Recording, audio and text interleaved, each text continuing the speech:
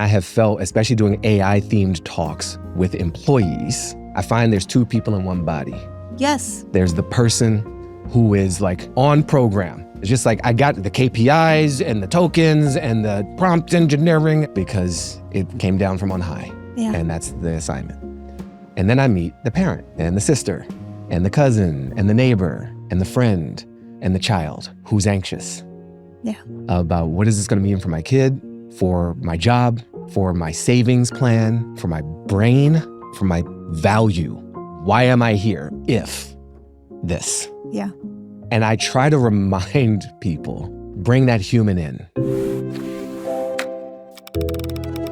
From LinkedIn News, I'm Jessi Hempel, and this is Hello Monday.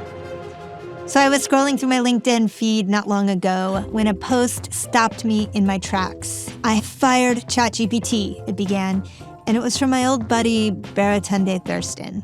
Now, I've known Baratunde for a very long time because we both came up in a lot of the same communities. Baratunde is an Emmy-nominated storyteller, a comedian, a writer. He's the creator and host of the award-winning show Life with Machines, which explores how we can live well with technology and artificial intelligence.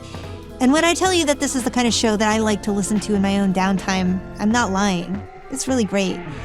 I wanted to talk to Baratunde because he's a creative, and he has to negotiate his own relationship with this technology. And if he's a techno-optimist, I know he is, maybe he has a theory that we all can learn from. Here's Baratunde Thurston. So let's just start with this LinkedIn post from a couple weeks ago. Sure. Which is when I dropped you a message. It begins, I fired ChatGPT. My liberation day. Baratunde, I want to begin by having you tell me the story of how you use these tools now, how you've used these tools, what they've taught you about yourself, both positive and negative. A provocative understanding that I've come to about this AI thing is that we're not invoking technology. We're not building technology. We're invoking a population. We will have these entities in our org charts, our friend networks, our family trees. We are being drawn into a relationship, not just a human using a tool, because these tools talk back. It's different. It's different. It really is different. And so we have to be good in our relationship with ourselves, good in our relationship with the earth, to then have a healthy relationship with machines that don't turn us into machines or turn us on each other. So that's like the high level view that I have of this moment where it's not just tech, it's relationships. It's not just tech, it's also power. I think that I have thought, well, if it starts to become relationships, then that is a fault of design and I need to push for better design. Yeah. And it feels to me like you're saying something different. I am saying that I agree with you that design is why. Yeah. Right? These are the first tools we've had that are not designed merely to serve us, but to be us. It's in like the filings to create machines capable of achieving general intelligence, of accomplishing all economically valuable human labor. They've said the words out loud. And then to create companions, for some of the leaders of the moment, to create the next stage of evolution of our species. Right? These are pretty lofty things that go beyond a typewriter or a hammer. So the tool thing is insufficient to what we're experiencing or to the intentions of those who've designed what we're experiencing. We don't have to accept it all. And we don't have to engage in the way that some of them want us to. But I think it has been helpful for me and the conversations that we're curating at Life with Machines to constantly remind people of that. And then to choose to engage in that way. Because these tools will suck you in. They flatter you, they sound like us, they gas you up. And so to get to your initial question, I use these systems aggressively. I have a background in tech and software testing and a bunch of stuff, so I go hard and have an excuse for the Life with Machines project. But primarily, there is a facilitation role. I am seeing how these tools, systems can help me achieve, express, connect better. And in the process, I learned a lot about myself, which is not as I was expecting, but it's been an interesting byproduct of engaging with a tool that tools back and talks back, because that's more relational. Every relationship also teaches you something about you. So walk me through some of what you've learned about yourself and how it's changed the way that you have used your tools, right? Like you know, this post brings to mind, like there was a way that you used ChatGPT. Yeah. Now based on that way of using it, you've learned something and you've moved in a different direction. I mean, I learned more of how I think and different modes of thought I have. So when I say I fired ChatGPT, I moved to, in my case, Claude, but I've encouraged people to move to all kinds of other platforms. Sure. And I used Chat to help me break up with Chat, which was totally willing to do. It's like the best breakup ever. Yes. When they're like, I'll help you pack your bags. Yes, I use that same prompt. So when your soon-to-be ex is helping you get out of the relationship, right, and then giving you an exit interview with like, here are things about you that may help you in your future relationship. Yeah. That's mad useful. Listening to you say this, I'm thinking, well, if this tool knows so much about you, why would you ever break up with it? Because this goes back to not just being a tool. Sure. And it's a system that I think I'm getting to understand. It's actually getting to understand me. I'm getting to know Chat. Chat knows me. And so I found these 10 things I hate that AI knows about me, but low-key love. Yeah. And why I left, many reasons. Some of them very political, right? I don't like the fact that the president of the company, Greg Brockman, was Trump's biggest donor in 2025. Sure. A year to me where things were very clear, that's not something I want to support. Yeah. I don't like some of the business decisions of the company to lean into companionship, into intimacy, into advertising. So I think that because I, on the way out, understood finally, I'd already made the decision, but it was revalidated seeing all of the areas of my life that I had let this system know about me implicitly. Yes. Not actively consensually, but just by the nature of how I was using it, that I don't want to seed that insight about me to those that I feel are not aligned with me. Yeah. So this is where things get complicated, right? Because you can choose to move away from ChatGPT and you can move toward the person or the company in this contemporary moment whose values are more aligned with your own. Yeah. But if there's anything we've learned from the last 2 decades of tech, it's that values can be malleable when you're talking about capitalism. Absolutely. And corporations. Yeah. And we are in a bit of a challenging position in this moment with a very few number of stakeholders in control of a lot of the decisions around how these companies evolve. How do you think about that for yourself? Yeah, I think about harm reduction as a general principle to leave the most harmful systems and try to get a bit more free together, knowing that perfection is impossible, but direction is good. So direction, not perfection, is like an internal and increasingly external mantra to not beat myself up. Because there is no perfect company, there's no perfect human. No. I'm not a perfect human. Right. So even the standard I hold myself to, I must be graceful with. And even the humans I disagree with strongly, they're still humans. You're not a monster. I just don't want to give you my data or my attention or my money, which is a ceding of a lot of my power. Right. So I think about it like that. And then I know I chose Anthropic. Yep. It was a good time to choose Anthropic. You know, Pete Hegseth hated them, so that made me love them more. Well, right? It was an easy choice for me. But I also know that is likely to change. The value is not just in where I chose to go, but that I chose. Yeah. It was a practice of agency. Yeah. And it was a practice of exercising that power. Can I leave? It was proof that I can leave. Sure. And once I've done it once, I know how to do it again. Sure. And my dream is that we are setting up a society where we're not creating such concentration. I love what these tools can do, what these systems can do, what these relationships might do with and for us. I don't love the radical concentration, Gilded Age level, perhaps beyond, that we're living in right now. I don't think that's healthy economically, socially, or spiritually. And so that migration was a practice run. Right. And maybe I'll have to do it another time, but maybe the third time we're migrating towards something more sustainable for all of us and not just for a few of us. So that's, and then the community that's emerged around it, it's fun. And it's fun to find other humans who have felt alone in feeling trapped.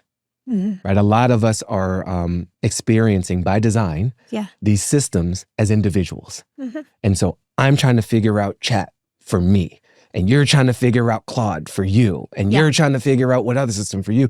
And that necessarily creates this kind of divide and conquer ethos, this FOMO, and this competition. Meanwhile, we're going through generally the same things. So when I announce out loud, I'm breaking up with chat, I get DMs, I get public comments, and people talking to each other. Why? Answering each other. Where did you go? Oh, cool. Have you thought of this? What did you learn? How did you do it? Can you share that prompt with me?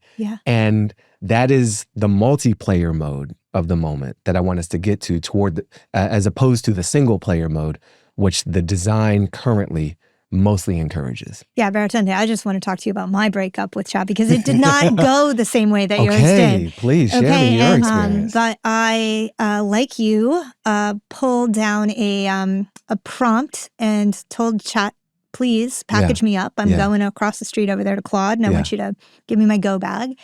And chat did that. First of all, I also discovered a few things about myself. I discovered a few blind spots. Namely, I said, hey, Claude, based on everything you just learned about me, what do you know about me? And Claude was like, oh, your name is Jessi. You're married to Francis. You've got a really great puppy. And you've got a son named Jude who's 7. You found out about a son. Yeah. Here's the deal, though. I also have a daughter named Camille. And I must not be paying a lot of attention to her because chat over there didn't even know about her. Or you were protecting Camille from chat by not bringing her into the chat. Yes, let's call it that because it sounds better. But all that is to say, it did a beautiful job of exposing many things to me about me that I didn't know and loved knowing. I love that part. Here's where things got wrinkly. I started to use Claude. Claude wasn't as effusive of my intellect as ChatGPT across the street. That's been hard for you. That's been hard for me. And occasionally Claude didn't quite know enough to give me the kind of relevant information, often in my own tone of voice, that chat would give me. So I didn't stop paying for Claude. I didn't stop using Claude. I just basically 2-timed Claude. I'd go back and forth. And that is still what I am doing. I am one big mess of who knows what and where. It lives a little bit of everywhere. You're in an open relationship with your chatbot. Yeah, but I feel like open relationships have more structure and form than what's going on over here. It's like no good, right? And it all feels experimental in the moment. I also have a lot of respect for it's let's call it the Gen Z mentality. I don't know if this is actually true. Gen Z listeners, you can write and tell me if it's true. But for the I'm just not going to touch itness of it. Like I want to step away from the technology. I want to step away from the systems. I don't want people to own my information. I don't want people to shape my thoughts for me. Right? What do you think of that perspective? I'm relieved when I think of that. Because it means that people are awake. It means people are actually practicing agency. And I'll take a minute just to define that word because it's a popular word. And I think this is a type of expression of it that doesn't fit the model of the creators of most current AI. Agency is 2 things. It's capabilities and it's power. What gets sold to us is capabilities. These systems, you can do more stuff on your own. But the power dimension, the y-axis, if you will, is choice. Which systems do I use, if any? If any. Control, how am I represented in the system, and can I shape the environment in which I use them? And community. Can I experience and affect this with others? And so the broad statement of Gen Z thinking, but certainly younger people, and you hear it in the commencement boos, as a powerful physical version of it, is like, no. And so much of the finger wagging from us older folks toward younger folks is like, you're on your phone too much, and why are they always at the TikToking and the Snapchatting? And they didn't choose this. They didn't create the world they're inhabiting. They didn't design the devices. They probably didn't pay for them. Right. They didn't write any of these apps. They didn't build these schools. They didn't create ed tech, right? None of this was their choice. Yeah. It was imposed on them. They were lured into it. Right. They were sometimes tricked into it, sometimes forced into it. Right. And then all their friends and network effects happen. But that was a choice other people made for them. And so to like blame them for that is misguided at best. To see so many of them say no is proof they're in there. Right. There's a human being in there with real agency saying, my choice is no. Yeah. And I respect it. Yeah. Right. It's not my choice. But I'm trying to create a world where people can make that choice. Right.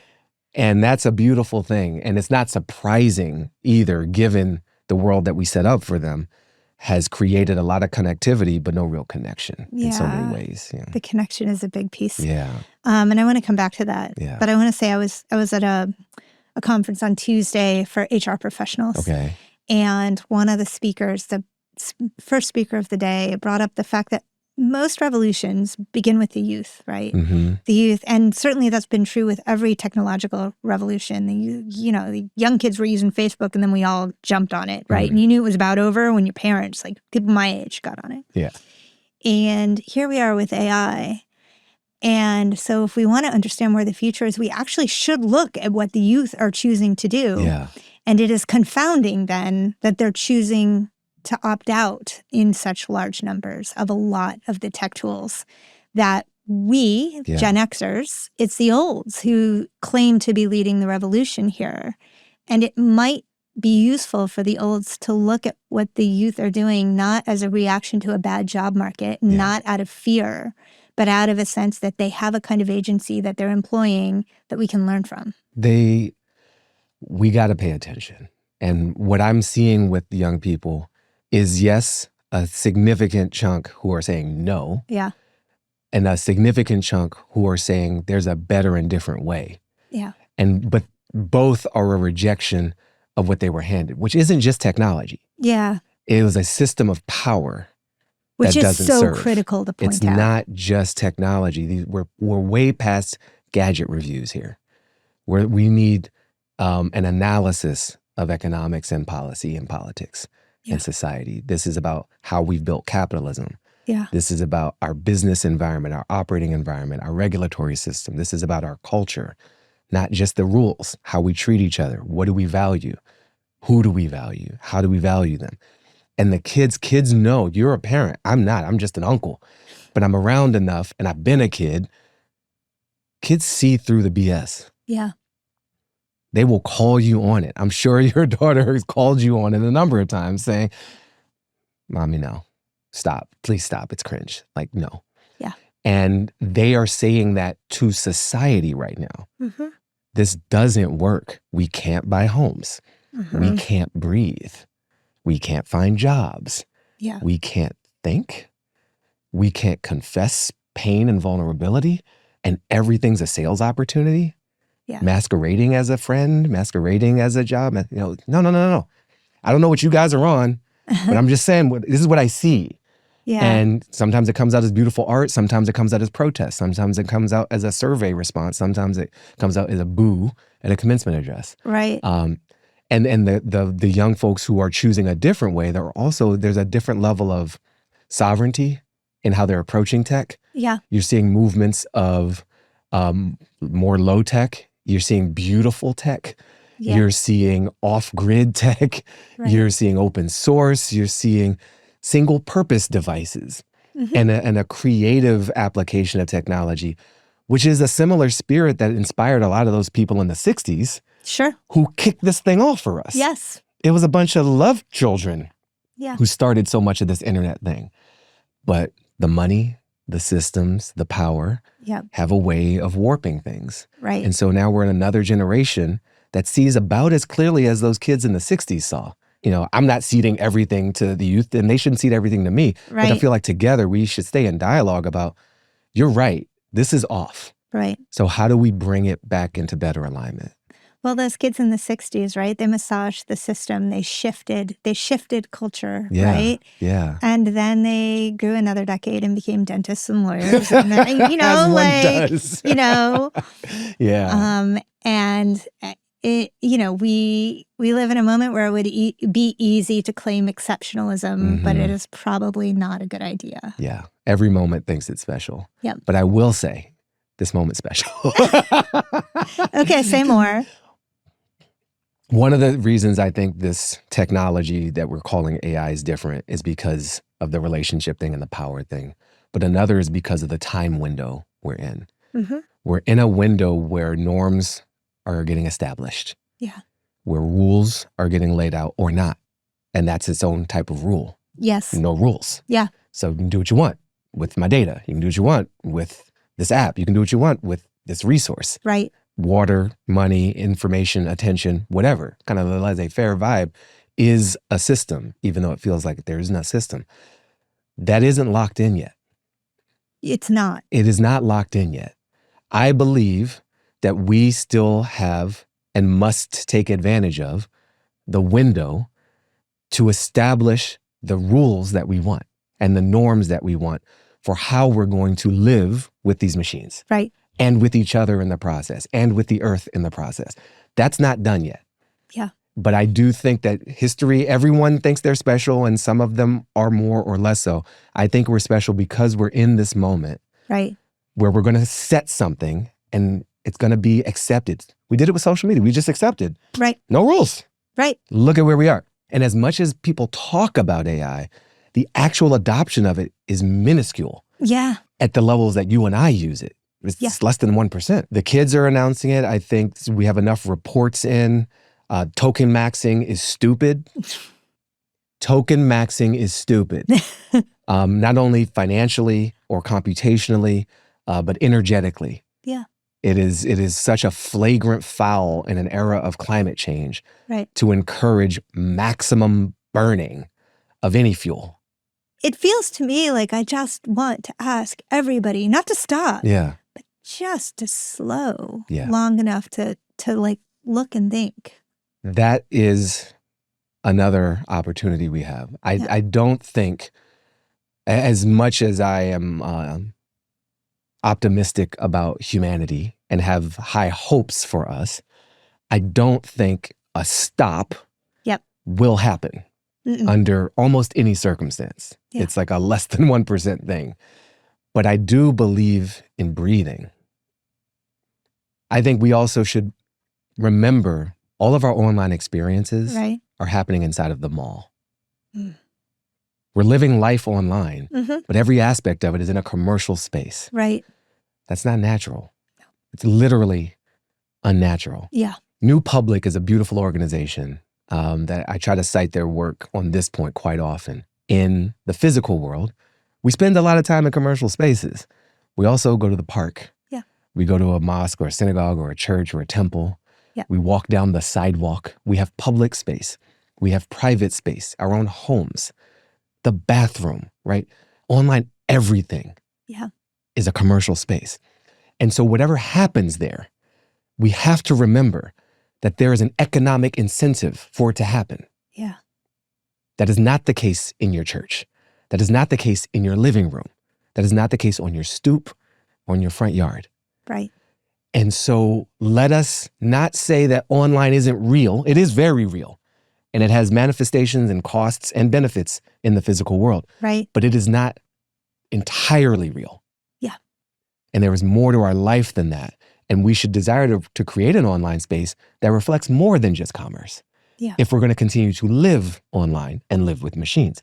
But for the time being, I think it's just healthy to remember that, because so many of us, myself included, just take it at face value. We need to build space out where people can be in virtual community. Yeah. Right? It can't all be the mall. Yeah. And I go back to my earliest days writing about social media when I was first writing about social networks, and I met this young kid at Harvard, Mark Zuckerberg, and we did this long interview, and I still have the recording of the interview, and he didn't have a PR person yet, and you know what he called that thing 100 times in the interview, or at least 5?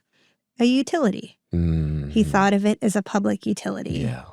Before the venture capitalists and the comms strategists stepped in and said, don't call it that.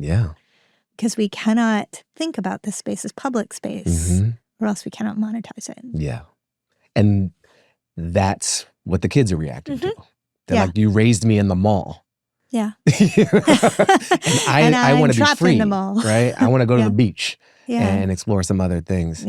There's something on my mind that is not a direct response to what we've talked about, but I just want to throw it in the mix because of who the audience for this show is. I do a lot of speaking, public speaking, private speaking, I guess, at company events. I've done one at LinkedIn this week, which is part of why I'm in town. And I get to experience the humans who work. And I have felt, especially doing AI-themed talks with employees, and you circulate, I find there's two people in one body. There's the person who is like on program, like Andor, right? I love AI. And just like I got the KPIs and the tokens and the prompt engineering and the blah, blah, blah, the MCP server. We got to change and innovate and accelerate. Because it came down from on high. And that's the assignment. And then I meet the parent and the sister and the cousin and the neighbor and the friend and the child who's anxious about what is this going to mean for my kid? What is this going to mean for my job? For my savings plan? What's it going to mean for my brain? What's it going to mean for my value, economic and purpose? Why am I here if this? And I try to remind people, bring that human in. And I try to remind the executives, invite that human in yourself as well. Ask your staff, ask your employees, what part of your job do you not like? Where could you use help? Let's think about applying AI automation to that. Not random dictates, edicts, declarations, conversations. What are you worried about? What are you most excited about? What have you learned from each other about, and can we create AI systems that are not predicated on replacement, but augmenting and extending? Maybe we can use a system that helps me and you work better together. I might not have known what you were capable of before this system helped me spot it. That would be generative. This is where the AI thing gets like inspirational, almost spiritual. Because we're being tested. Do we take the easy way out individually? Do I just like, as a student, run it through chat and submit it to my teacher? As an employee, do I just run it through Claude and submit it to my boss? As a society, do we just offload our cognition and our emotion and our connection to a commercial system to do all this living for us and all this meaning for us? Or are we going to seize it? What's most important to us? Let's keep it. Let's enhance it. What's the bullshit? Please file my taxes. Let's go. You know what I'm saying? Wait in line for me at the DMV. I'd love to automate that. Right? There are so many things. And then we might create a world where we can grow as business people, as corporations, but also as members of society and as neighborhoods and as nations. I'm going to take it one step further and say not that we might, but we will. Good. I don't know if it'll be a short period. I don't know if it'll be a straight path or if it'll take us a while to get there. But my bet is and has always been on humans in the fullness of our humanity. Eventually we'll figure it out. That was Baratunde Thurston, Emmy-nominated storyteller, comedian, and writer. You can find his show, Life with Machines, wherever you get your podcasts. I'm Jessi Hempel, and this is Hello Monday. I'll be right back here in the studio next week. Thanks for listening. Hello Monday is a production of LinkedIn News. The show is produced by Ava Ahmedbegi and Rachel Karp. Sound design and engineering by Asaf Gidron. The show is mixed by Tim Boland. Our theme music was composed just for us by the mysterious Breakmaster Cylinder. Michaela Greer is a friend of the show forever, as is Victoria Taylor. Kyle Ranson-Walsh is editor-at-large of editorial graphics. Courtney Coop is head of original programming. Dan Roth is the editor-in-chief of LinkedIn. I'm Jessi Hempel. This is Hello Monday. See you next week.